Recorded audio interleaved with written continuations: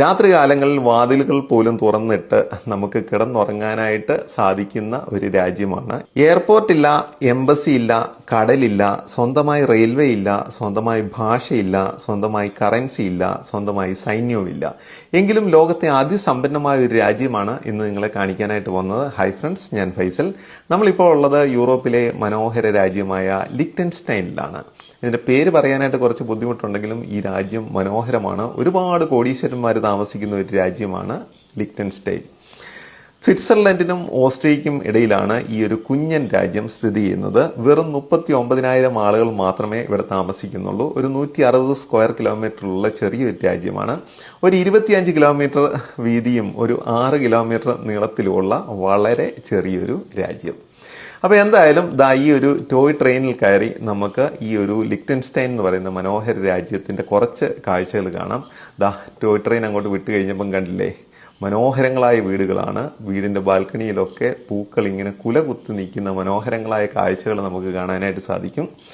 എനിക്ക് ഒരുപാട് ഇഷ്ടപ്പെട്ട ഒരു രാജ്യമാണ് ഈ ഒരു ലിക്റ്റൻസ്റ്റൈൻ എന്ന് പറയുന്നത്.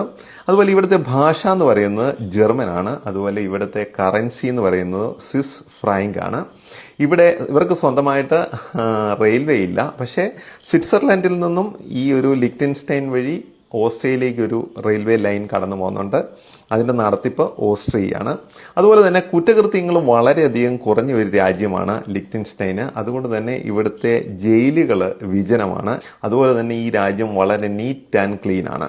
അതുപോലെ കണ്ടില്ല, നമ്മൾ പോകുന്ന വഴിക്ക് ഒരുപാട് മുന്തിരിത്തോട്ടങ്ങളൊക്കെ നമുക്ക് കാണാനായിട്ട് സാധിക്കും. ഒരുപാട് മുന്തിരിപ്പാടങ്ങളും അതുപോലെ തന്നെ വൈൻ യാർഡുകളുമുള്ള മനോഹരമായ ഒരു രാജ്യം കൂടിയാണ് ഈ ഒരു ലിക്റ്റൻസ്റ്റൈന്. കൂടാതെ ഇവിടുത്തെ ടാക്സ് സിസ്റ്റം വളരെയധികം ലിബറലാണ്. അതുകൊണ്ട് തന്നെ ഒരുപാട് കോടീശ്വരന്മാർ ഉള്ള ഒരു രാജ്യം കൂടിയാണ് ഈ ഒരു ലിക്റ്റൻസ്റ്റൈന്. ഇവിടുത്തെ ആളുകളിൽ 1/3 കോടീശ്വരന്മാരാണെന്ന് തന്നെ പറയാം. അതുപോലെ ദൂരെ ആ മലമുകളിൽ കാണുന്നത് ഇവിടുത്തെ രാജാവിന്റെ കൊട്ടാരമാണ്. അത് നമുക്ക് കുറച്ച് കഴിഞ്ഞൊന്ന് വിശദമായിട്ട് കാണാം. അതുപോലെ തന്നെ ഇവിടെയുള്ള പൗരന്മാരെക്കാട്ടിലും കൂടുതൽ കമ്പനികൾ രജിസ്റ്റർ ചെയ്തിട്ടുള്ള ഒരു രാജ്യമാണ്.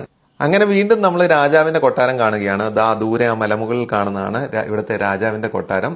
അപ്പം രാജാവും കുടുംബാംഗങ്ങളും ആ കൊട്ടാരത്തിലുണ്ടെങ്കിൽ അവിടെ ഒരു ഫ്ലാഗ് ഉയർത്തും, ഇല്ലെങ്കിൽ ആ ഫ്ലാഗ് താഴ്ത്തി വെക്കും. കൂടാതെ ഈ ഒരു ടോയ് ട്രെയിനിലല്ലാതെ തന്നെ ഈ ഒരു രാജ്യം മുഴുവൻ നമുക്ക് നടന്നു കാണാനായിട്ടുള്ള സൗകര്യമുണ്ട്. 2 ദിവസം കൊണ്ട് തന്നെ നമുക്ക് ഈ രാജ്യം മുഴുവൻ നടന്നു കാണാം. ആൽപ്സിന്റെ മടിത്തട്ടിലുള്ള മനോഹരമായ ഒരു രാജ്യമായതുകൊണ്ട് ഇവിടുത്തെ ക്ലൈമറ്റ് നല്ല അടിപൊളി ക്ലൈമറ്റ് ആണ്. ഒരുപാട് മുന്തിരിത്തോട്ടങ്ങൾ എനിക്ക് കാണാനായിട്ട് സാധിച്ചു. ചെറിയ കുറ്റിച്ചെടികൾ പോലെ നിറയെ മുന്തിരിയുമായിട്ട് നിൽക്കുന്ന കാഴ്ചകൾ തന്നെ മനോഹരമാണ്. അതുപോലെ ഒരുപാട് ആപ്പിൾ തോട്ടങ്ങളും നമുക്ക് കാണാനായിട്ട് സാധിച്ചു.